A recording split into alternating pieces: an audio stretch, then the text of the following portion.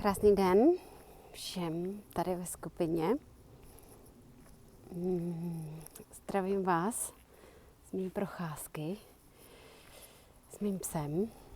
A říkala jsem si, že tady na chvilku vstoupím takhle přes video, abyste mě poznali, abych vám poděkovala všem, co tady jste.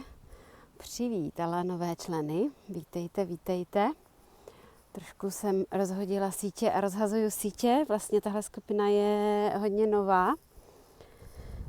Moje jiná druhá skupina a můj jiný profil anglický a mezinárodní funguje už mnoho let, ale já jsem začala hodně cítit, čím dál tím víc cítit, že se mám vracet i do těch Čech a k těm mým svým českým kořenům. A to, co vím, znám a naučila jsem se předávat nebo prostřednictvím mě i sdělovat vám, Čechům. Takže děkuju, že jste tady a že jste vyslyšeli volání dechu. Dech. Dech je tak obrovský téma a tak obrovský dar, že si to vlastně ani neuvědomujeme. Já jsem si to a stále si to uvědomuju vlastně každý den. Moje cesta začala už hodně dávno. Myslím si, že 2012 byl takový první semínko a 2018 můj první breathwork v Praze tehda. To ale nebudu úplně, nechci o tom mluvit, chci mluvit o tom, nebo se vás i zeptat, co pro vás ten dech znamená. Proč jste třeba i tady? Jasně, téma dechu je teď hodně velký a je to všude.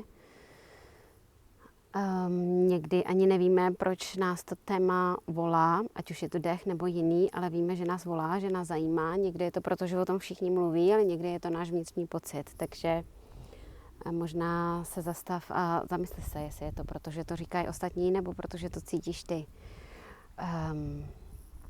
A je důležitý to cítit a je důležitý se propojovat sama se sebou a s naším dechem. Co je taky hodně důležitý pro některý lidi, je to potvrzení.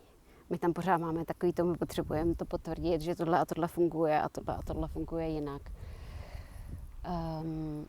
Za mě je moje práce a můj dech hodně o tom právě vracet vás zpátky k sobě, do těla a naciťovat si svoje ano, svoje ne, svoje tělo, svoje bolesti, svoje emoce, umět je přijímat a nestrkat pod ty koberce a do skříní, které jsou pak plný kostlivců, který se najednou otevřou a vysypou.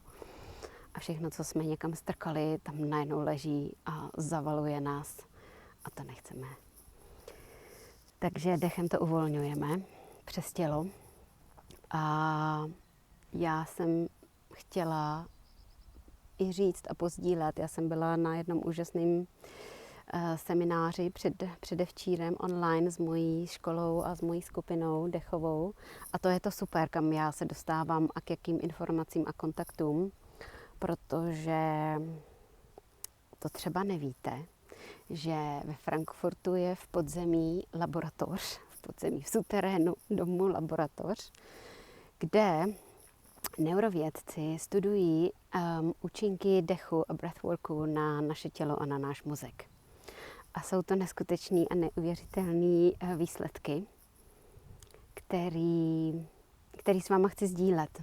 Ale je to na dlouho, takže to bude postupně po malých částech. Ale představte si, že breathwork je už tak důležitý, že to neurovědci studujou, dělají se, teďko vlastně to bude asi 9měsíční studie, která začala loni, někdy na konci léta. A že to lidi zajímá, co vlastně my jako člověk, jako ten human, máme za úžasný dary a kapacitu a my si pořád myslíme, že musíme tady někoho poslouchat a tady to dělat a tamhle k tomu jít a tady tu medicínu jako požívat a tady ty prášky. A přitom je to tady všechno ve mně. A tím to dneska ukončím. Těším se na tuhle jízdu společnou a přeju vám všem krásný jarní dny. Ahoj.